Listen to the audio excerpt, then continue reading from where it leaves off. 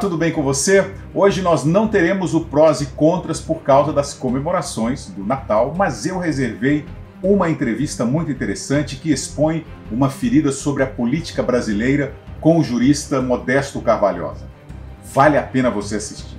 Nós falamos sobre as ações do Supremo Tribunal Federal, praticamente legislando no lugar do Congresso Nacional, e o Modesto explica por que isso vem acontecendo. Ele fala também sobre a representatividade do Congresso, diz que há uma oligarquia governando o nosso país para interesse próprio.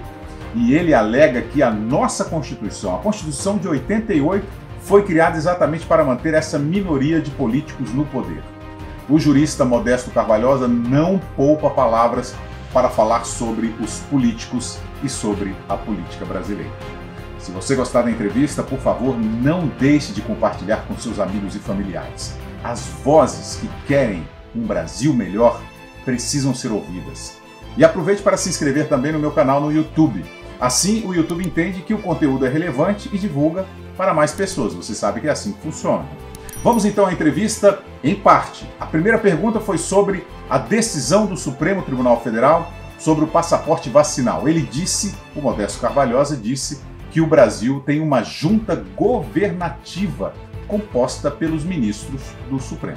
Realmente quem manda politicamente no país não é o presidente, o chefe de Estado, não é o Poder Executivo, mas é o Arthur Lira na Câmara, que resolve o que não é pautado, o que deve ou não ser realmente votado. E, por outro lado, a questão administrativa, propriamente, as funções do Poder Executivo, fundamentais, importantes, são assumidas por essa junta governativa composta dos ministros do Supremo Tribunal Federal. O que é uma junta governativa? É alguma coisa que, de uma maneira, vamos dizer, não legal, não constitucional, assume uma emergência no país para realmente levar avante o país e poder o país continuar funcionando, porque os poderes constituídos não são capazes de levar esse país avante. Essa questão da certificação de vacina, que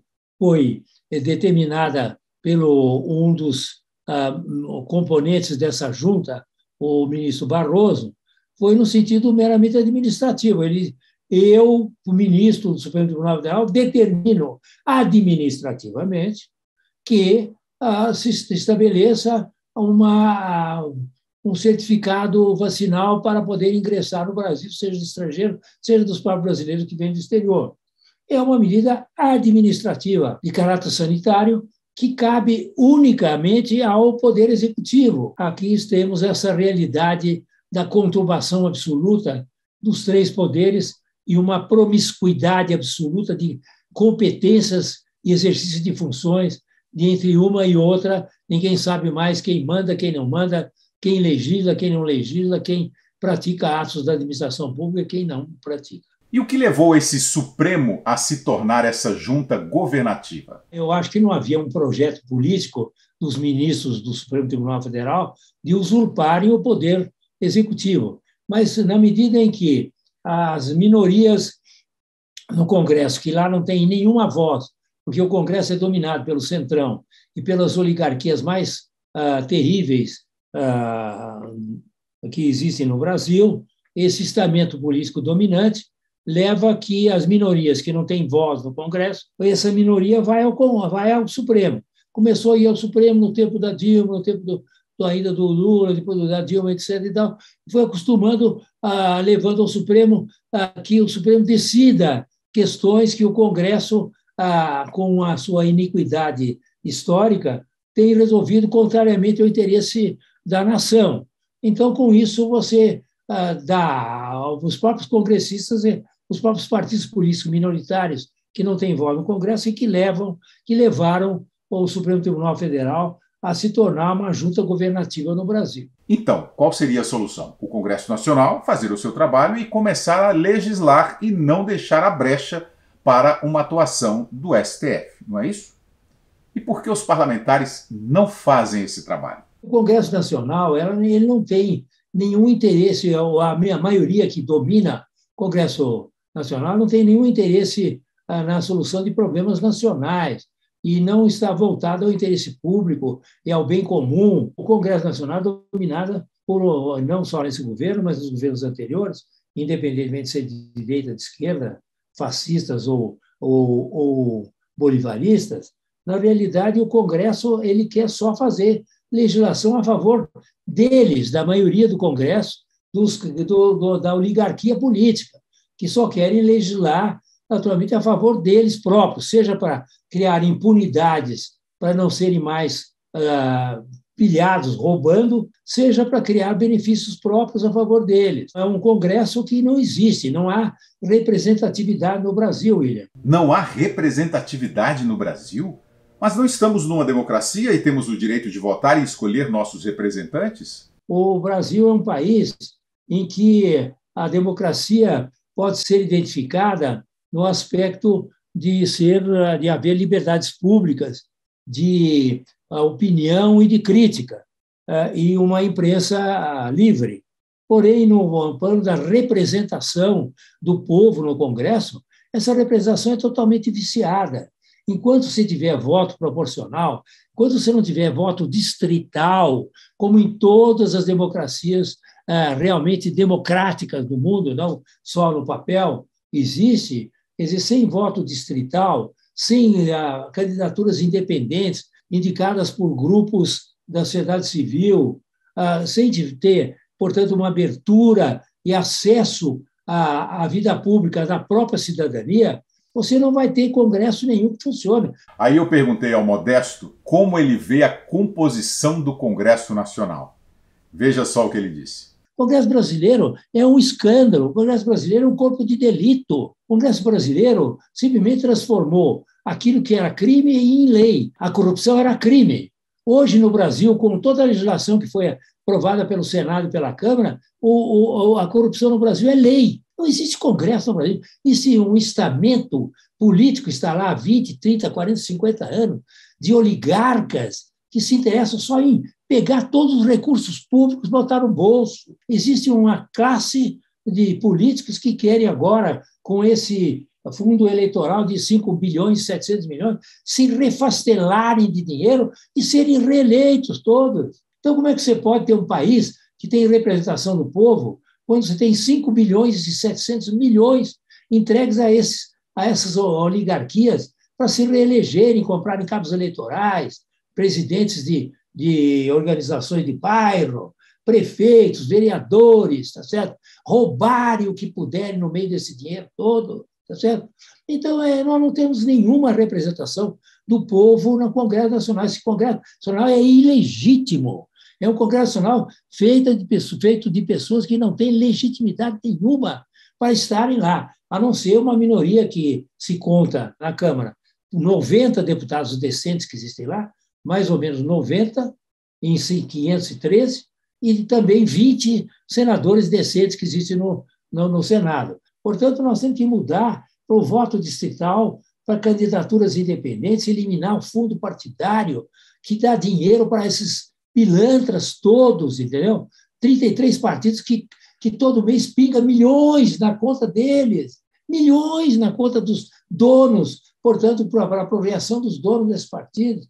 Acabar com o fundo eleitoral, esse escândalo, e acabar, sobretudo, com as emendas parlamentares, que esse é o escândalo dos escândalos. É a maior roubalheira que se imaginou no planeta Terra. A Operação Lava Jato, que foi uma bênção para o Brasil, desvendou todo o esquema de corrupção que havia aqui no Brasil, devolveu à Petrobras 5 bilhões e pouco. Hoje, só emendas parlamentares do relator secretas tem mais de 26 bilhões, que são roubados diretamente pelos deputados que são beneficiados com isso. Você não sabe onde é que vai o dinheiro, não sabe nada, é tudo para o bolso dele. Há um grupo de políticos profissionais que estão ali dominando e infelicitando o Brasil, tornando o Brasil um dos países mais miseráveis, que foi um país que era industrial, era um país até, vamos dizer assim, que com viabilidade econômica pelas suas dimensões, e que hoje é um país marginalizado, com metade do povo brasileiro passa fome, não tem Congresso Nacional no Brasil. Daí a razão porque o STF se tornou uma junta governativa do país. O jurista Modesto Carvalhosa escreveu um livro recentemente em que ele propõe a mudança da Constituição de 88. Na verdade, ele propõe uma nova Constituição. E por que ele quer esta nova Constituição? A Constituição de 88 criou no Brasil dois segmentos da sociedade. O segmento do setor público e o segmento do setor privado. O segmento do setor público tem todos os privilégios que você possa imaginar. Todos os privilégios, todos os privilégios. E o setor privado, a única função do setor privado é pagar impostos para que os recursos sejam dados ao setor público. Nós temos no Brasil, William, a folha de pagamento dos servidores públicos do Brasil é de mais de 1 trilhão por ano. O Instituto Millennium fez um estudo extraordinário sobre isso em 2019. Ninguém deu uma bola nos municípios, nos estados, na União, em que nessa crise, nessa pandemia, não tiveram 1 centavo sequer de redução dos seus salários ou de contribuição através de impostos de empréstimo compulsório, nada. Quer dizer, o setor privado teve um desemprego grande, houve aquela legislação muito boa, aliás, muito bem feita, de realmente flexibilização dos contratos de trabalho para diminuição do valor do salário, variação de horas, etc., que permitiu a manutenção de muitos empregos, mas com diminuição brutal da renda, e os empresários também tiveram grandes danos e grandes dificuldades na pandemia.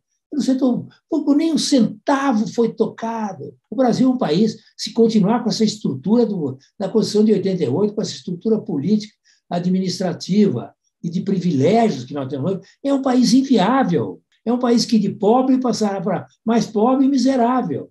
Se esta Constituição de 88, segundo Modesto, foi feita para manter privilégios, como mudá-la então se esses privilegiados são as pessoas que podem alterá-la? A cidadania tem que se conscientizar de que o problema brasileiro é um problema estrutural, não é um problema de que o fulano, Beltrano é ruim, não sei o que é bom. Quer dizer, você veja, o Centrão, por exemplo, ele domina a política brasileira, independentemente do partido que estiver lá, como fizeram no governo Fernando Henrique, do Sarney, tá certo? Não fizeram do Itamar porque não deu tempo. Você tem no governo da Dilma, todos dominaram, o Centrão domina o governo desse atual. Quer dizer, são estruturas de poder que só uma nova Constituição poderá permitir. Agora, como é que vai tirar esse privilégio? Não sei. Se a cidadania realmente tiver consciência de que se trata, repetindo, um problema estrutural e não um problema de pessoas, de governantes, nós vamos verificar, então, uma possibilidade de mudança. Porque a reeleição, por exemplo, é o fim do mundo. O camarada chega lá, ele já entra em campanha eleitoral. O primeiro discurso dele, como presidente da República, é já uma campanha eleitoral para a reeleição. E assim os deputados, os senadores, os governadores, vereadores, só pensam em reeleição e fazer a carreira. Em vez de trabalharem, como todos nós, você e eu trabalhamos, o que eles fazem? Eles querem ser políticos a vida inteira. E quando não puderem mais, pela velhice, pela doença, eles põem o filho, põem a mãe, põem o genro, põem o cunhado, e é aquela oligarquia familiar que domina. O senador Bezerra, ele está no poder desde 1654, quando chegou o primeiro capitão a capitania, titular da capitania de Pernambuco. Nunca eles saíram do poder. Estão lá há 300 anos. Essa oligarquia política do Brasil, que é o desastre do Brasil, é a desgraça do Brasil. Obrigado por assistir a essa entrevista. Agora, não se esqueça de compartilhar com seus amigos e familiares e também se inscreva no meu canal do YouTube. Até a próxima!